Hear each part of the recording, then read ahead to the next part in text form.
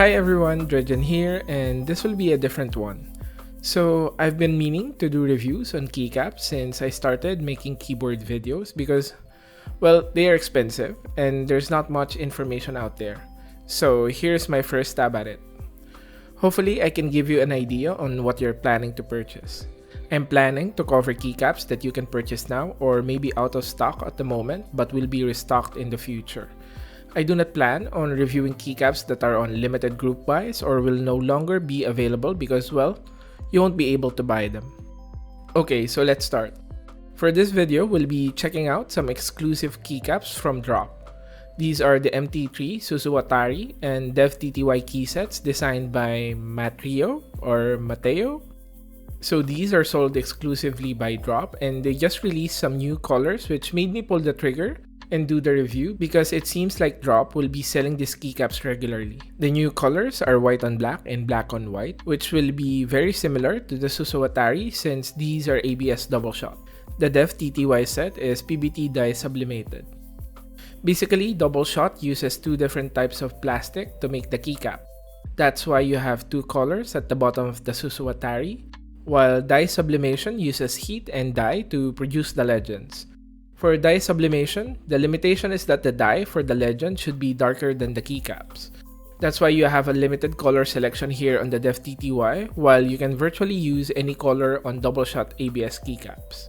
Here's the unboxing.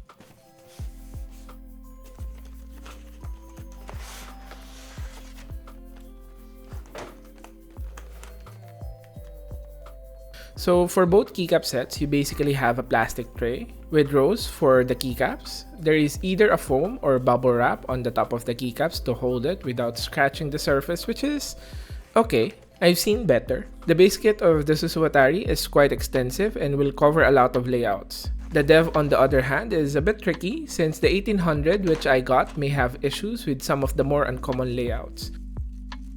Before you buy it, make sure you check if you have the right keys.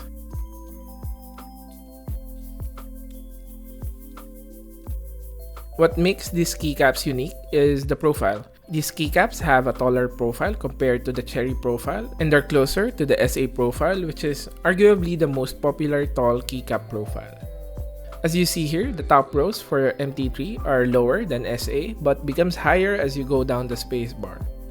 There's also an aggressive incline on the keycaps which makes this profile a bit difficult to type on if you have a flat board. This is the reason why the spacebar is flipped on my Drop Alt since I found the incline too high for typing. What separates the MT3 is the scoop at the top of the keycaps. It does not look a lot on video, but the keycap is heavily sculpted. You definitely feel it when you use the keycaps, but as to whether you will like it will be up to personal preference. For me, I feel that the scoop is a bit aggressive, but I do see why other people would like this profile.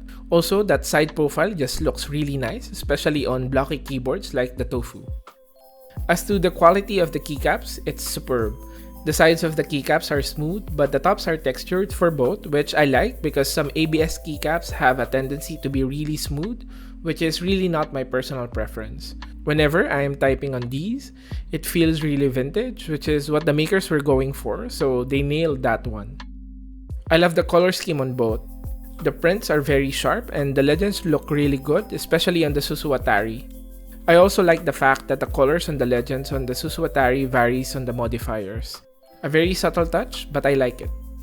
No backlight bleed on these, however I found that the DevTTY set was a bit too tight on the switches and was causing the stabilizer wires to pop out whenever I removed the keycaps. Spacebars are straight for the most part and I didn't notice any heavy warping. As for the pricing, well, these are a bit on the pricier side of the spectrum. $120 for the Susuwatari base kit and around $80 to $100 on the DevTTY, depending on the kit that you choose. In my personal subjective opinion, I think the entire keycap industry is overpriced, but whether you think spending that amount is worth it will be up to your personal judgment and budget. As for the sound test, I prepared two. The DevTTY is on the Tofu 60 with stock Alpacas and an aluminum plate, which should be a good representation of how they would sound for people who do not like to lube their switches. The second would be the Susuwatari on the Drop Alt and some lube sunny side ups. I mean the glorious Pandas. I will also have some more close-up pictures at the end of the video if you're interested in that. So that's it for this one, and I hope I had helped you in deciding whether these are the keycaps for you. Here are the sound tests.